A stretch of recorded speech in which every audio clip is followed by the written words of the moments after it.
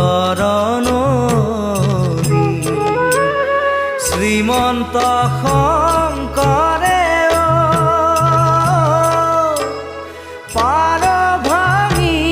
দিলে শ্ৰীমন্ত শংকৰে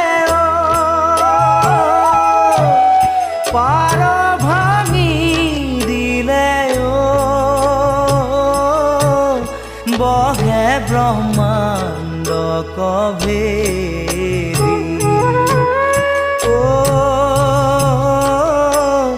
বহে ব্ৰহ্মাণ্ড কভেদি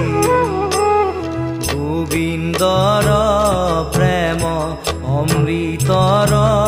নদী বহে বৈকুণ্ঠৰ পৰা চাৰি পুৰুষাৰ্থ